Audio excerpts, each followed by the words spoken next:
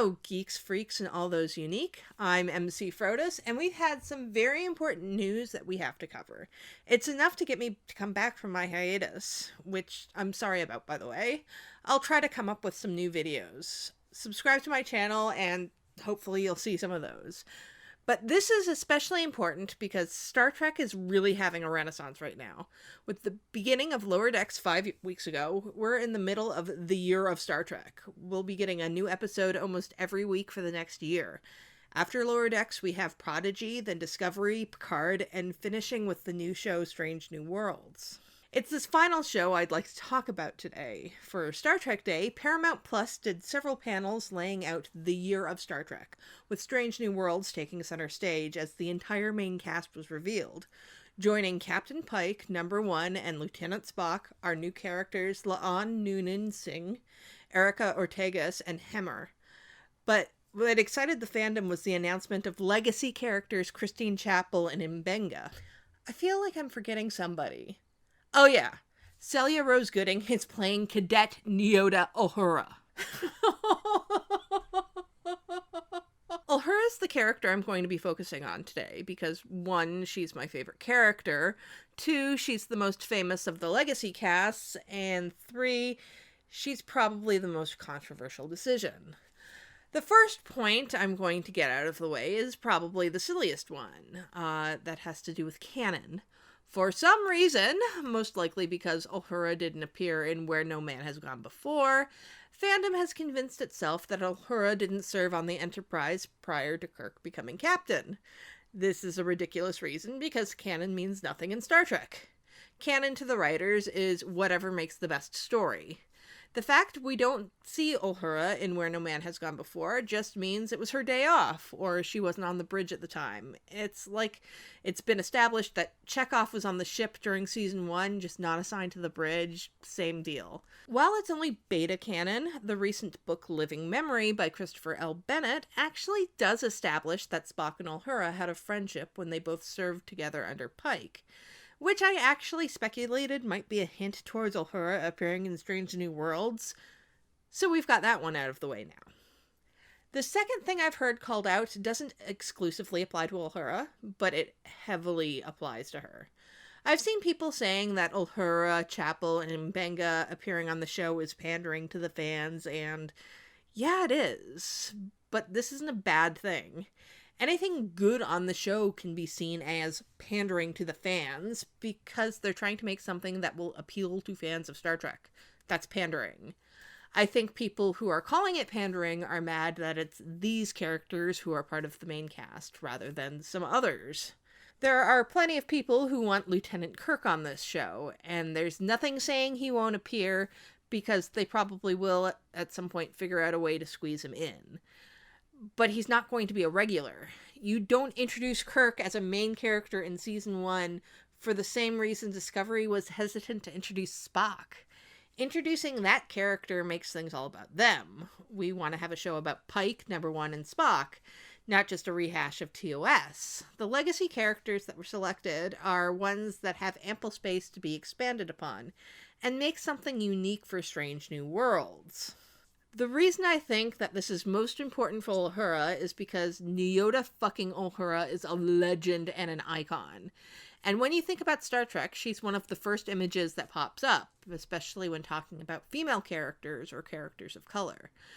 Leonard Nimoy himself said no characters represented the progressive future of the original series more than Uhura and Sulu.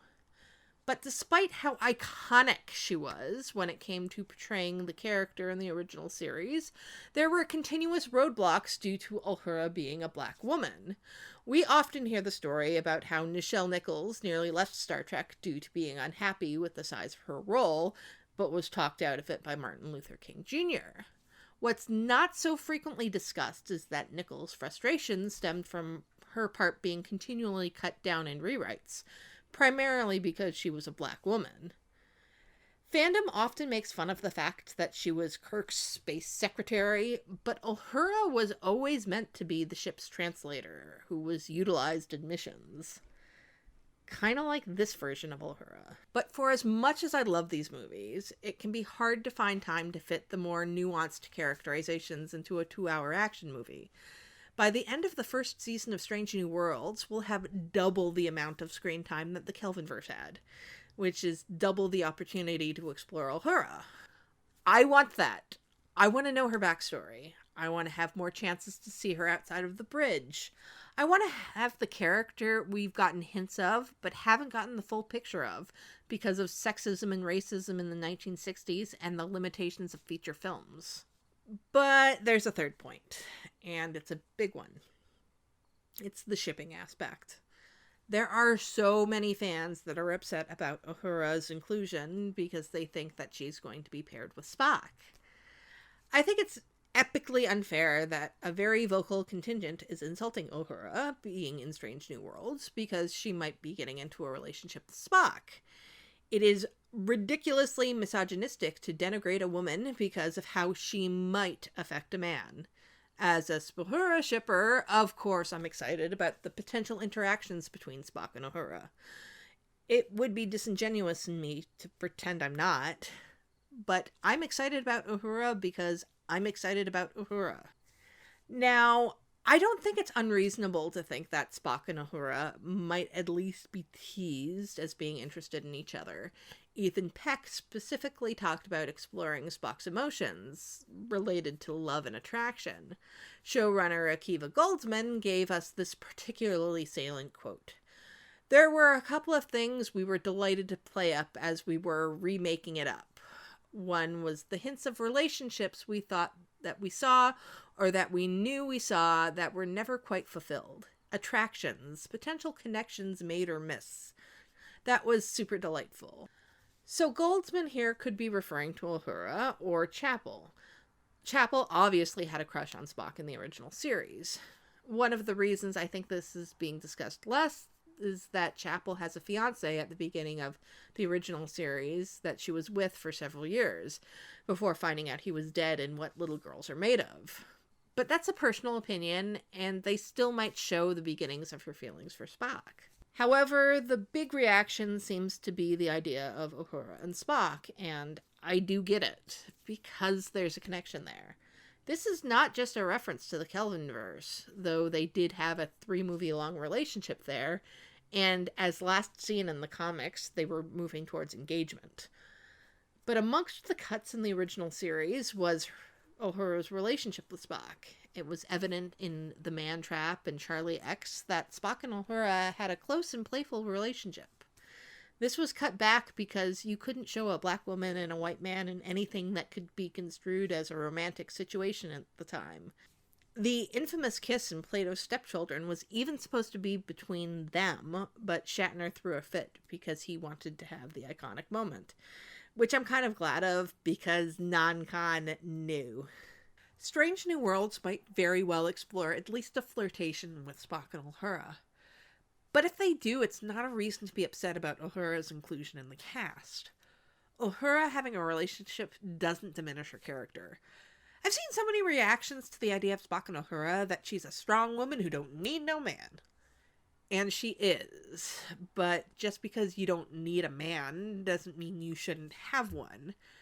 And I don't think the writers of Strange New World are going to introduce an iconic character like Uhura and limit her to just being a love interest. Especially because for everyone who complains about Uhura in the Kelvinverse, she really wasn't just a love interest in that either. She was a competent officer who translated Romulan when the actual chief of communications couldn't. She stabbed a Klingon in the dick. She rescued Spock from Khan, and she took a lead role in the battle against Krall. Her romance with Spock was just to the side of all of that. In a television show, there's going to be even more time to establish her in storylines outside of any interactions with Spock. There's also an element of racism inherent in discussion of the Spock and Uhura relationship. If you look at media where people complain about women being reduced to love interests, it's often a black woman they're talking about. It's a black woman in a relationship with a white man. There seems to be an idea that it's offensive for a black woman to be in a relationship with a white man. It's this thin veneer of concern coding racism.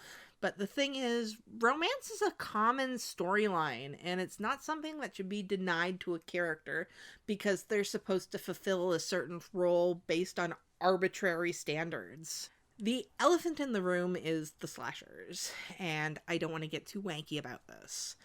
I've seen so many complaints that they might show Spock being attracted to a woman. But the thing is, Spock has always been portrayed as attracted to women. It's canon that he has sex with Layla in This Side of Paradise and with Zarabeth in All of Our Yesterdays.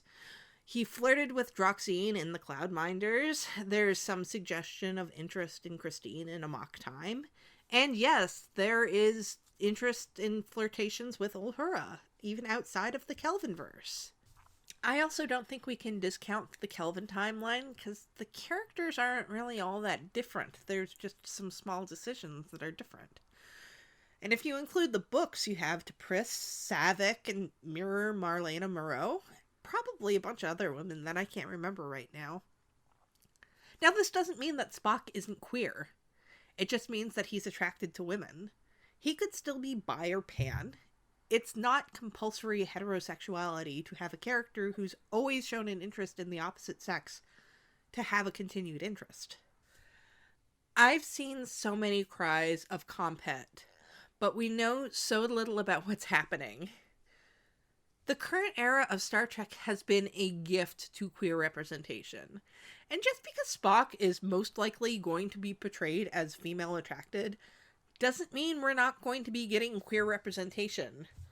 We don't know anything about any of the other characters except maybe Pike being, venosexual. It's also worth noting that Celia Rose Gooding is both bisexual and non-binary. There is also a lot of different forms of representation. Like I said before, it can be difficult to find Black women in romance roles in television and movies. So many women I know from the Spuhura Discord are Black women who identify with and idolize Nyota Uhura. And until recently, Star Trek has actually not had a great representation for Black women. Sonequa Martin Green was the first Black woman in the opening credits of a Star Trek show. It took Star Trek 50 years to have a Black woman in the opening credits. So even if Uhura appears to be standing in the way of queer representation, she's still representation, just of a different sort. I am overjoyed by the announcement of Uhura in Strange New Worlds. I honestly cried several times over it. I know Celia Rose Gooding is absolutely going to crush it. Just her turning around with that iconic earpiece had me sold on her character. And I think they're going to go some wonderful places with her. I trust the show to give us the newest incarnation of this legendary character. I really hope fandom relaxes a bit. Otherwise, my block button is going to be very tired. So until next time, live long and may the force be with you. Thanks to these patrons for keeping the lights on around here. I very much appreciate all of the help from you guys. So if you want to keep watching more of my videos, click on my cartoon face over there and you can go directly to my channel and check things out.